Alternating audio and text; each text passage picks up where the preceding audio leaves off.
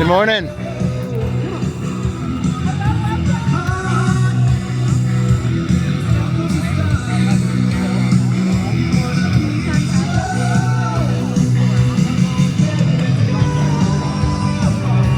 Make your way inside. Good morning.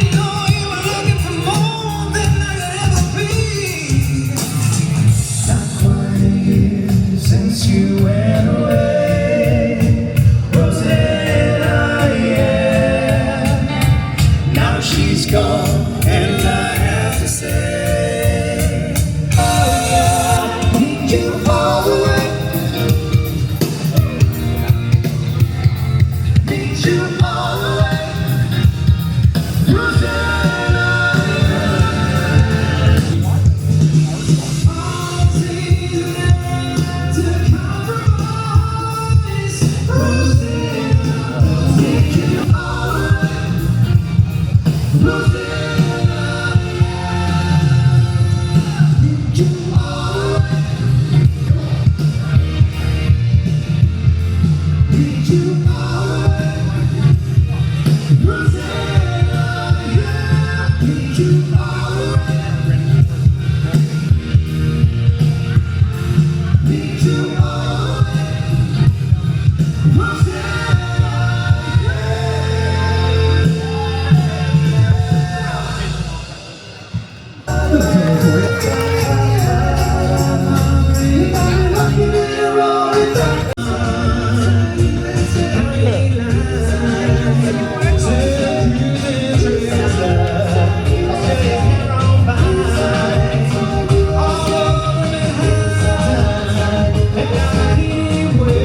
Thank you.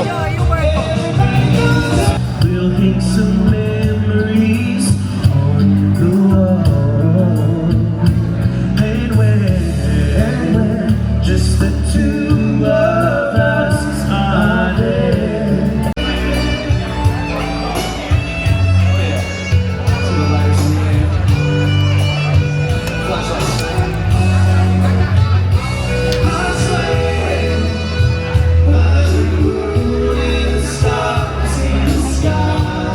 My name is Stephanie Bichara. I am your humble public relations gal here at SeaWorld Orlando and Aquatica Orlando.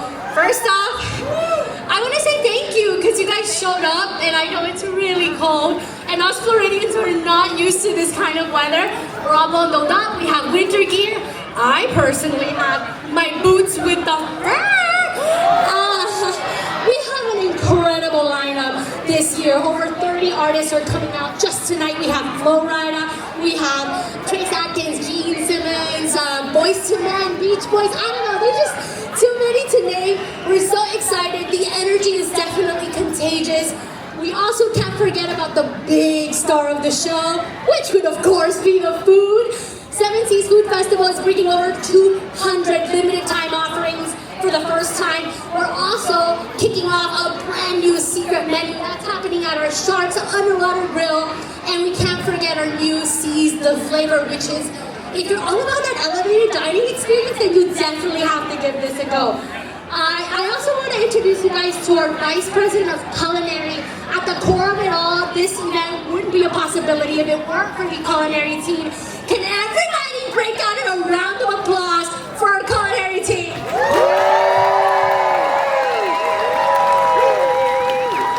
With that, I leave you Amber Alloway. Hello, good evening. No, we're afternoon. Good afternoon, everyone. How are we doing today? Oh, come on. We could do better than that.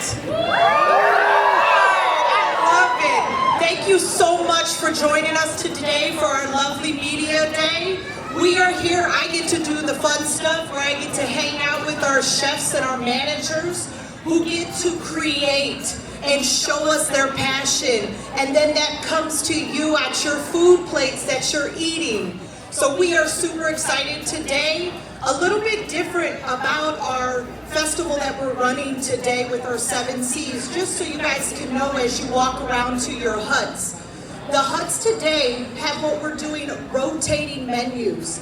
In these rotating menus, every 30 days, there is a new item, an exciting item, a delicious item.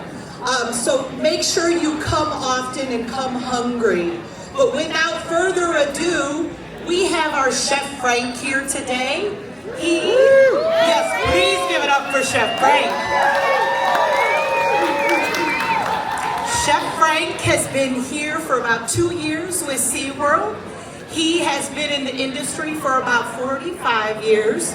And today, Chef, please tell us what you're going to demonstrate today. Okay, before I demonstrate, I wanted to share with everybody one of the great things of SeaWorld, the autonomy of my kitchen in allowing us and my crew to do what we do best. And we have JP and Ty and Amber come into my kitchen and do like 15, 20 tastings before we accomplish this. So that autonomy is everything to us. My crew has been all part of it. It's not all me.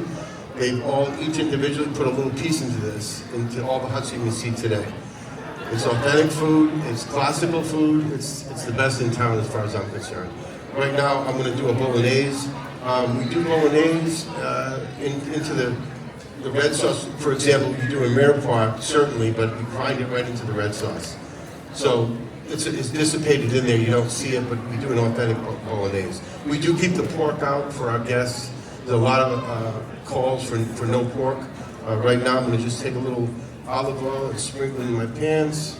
So Chef, tell me a little bit about why the Italian hut is kind of home to your heart. Okay, so originally I am from Providence, Rhode Island, and my mother and her parents are both from Italy. So therefore, she has taught me from a young man how to make her red sauce, and I feel like it's the best. And with that background in the northeast corner of the United States, it's predominant Italian in Rhode Island, especially in Federal Hill area. That's where I'm from. It's passionate to me. So the chicken parmesan, the meatballs, the red sauce, the penne pasta with marinara you're going to see out there today, that's part of my life, and that's a big piece of my life, and that's a very passionate piece of what I do. So that's that piece. And we've also today, if you've noticed, we've already have some of our composed dishes and sauces up here along with our pastas. And that's specifically for time. Chef, how long, if you were start to finish to make your pasta sauce, how long does it take? So from beginning to end, you're looking at like 3 hours for it to simmer in our big tilts.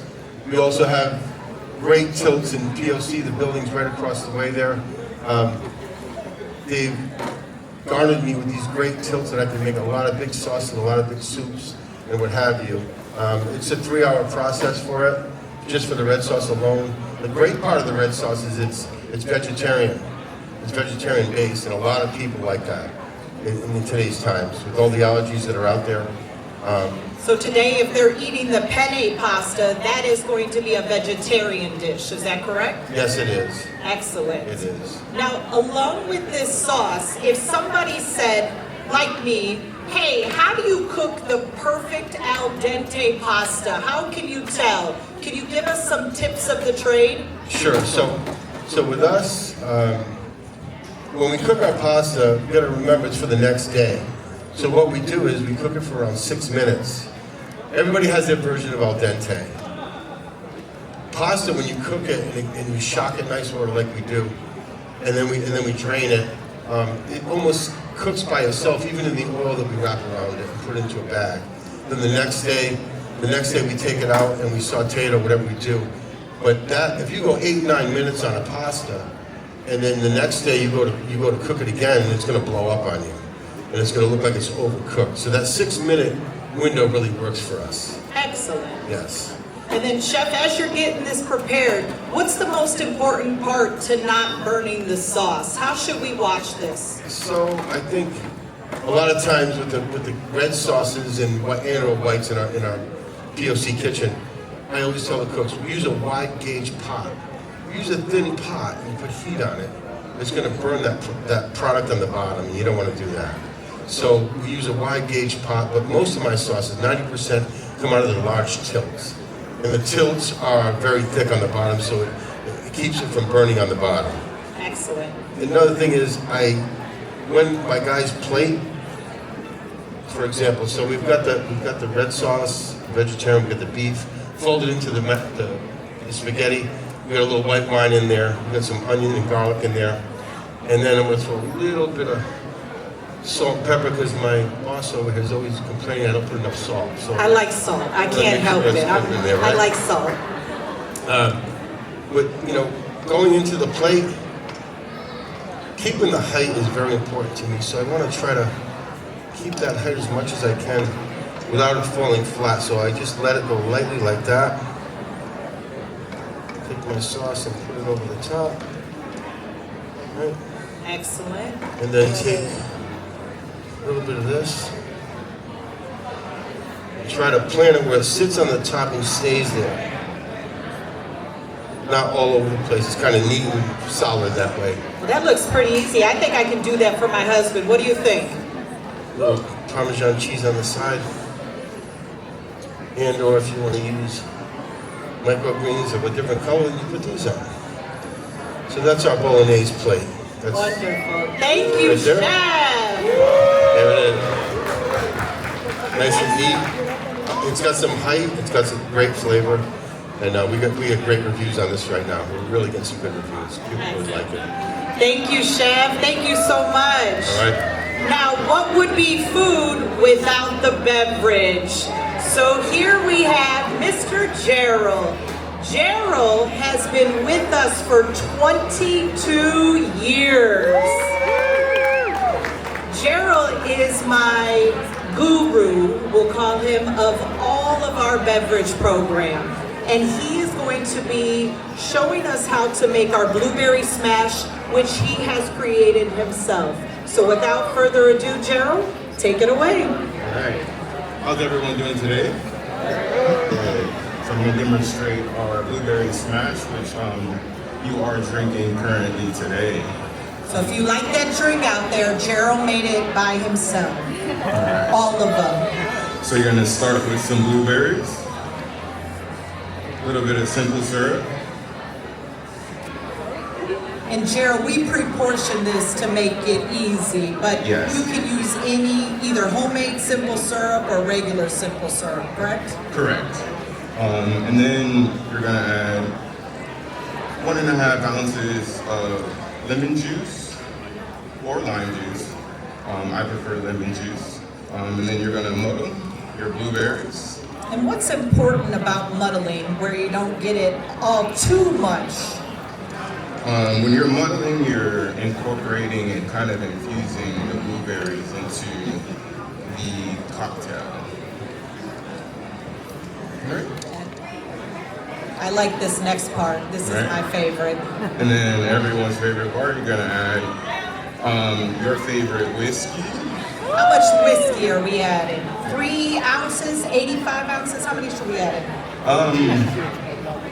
Typical recipe calls for 1.5 ounces, but I like to overpour a little bit for myself, and then I'll do 2 ounces. Okay. Right?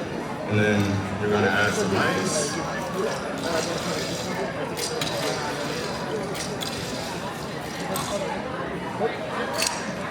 And then you'll shake. And this is a nice summer fun drink, especially with fresh blueberries. These you could really do with any sort of fruit that you really like, especially for seasonality. And then typically you can either strain once or double strain. I personally like to only strain once because I like a little bit of the elements of the blueberries that fall into it. Looks good. All right. And then you just garnish with some blueberries and then a lime or a lemon. Excellent. And then you have the perfect blueberry smash. Wonderful. Thank you, Gerald. Well, ladies and gentlemen, hopefully you have all enjoyed this demonstration that we've done. We look forward to seeing you out in the park today and in trying more delicious food. Should you have any questions with anything additional, please reach out to us. We'll be glad to answer any questions. Thank you again and enjoy your day.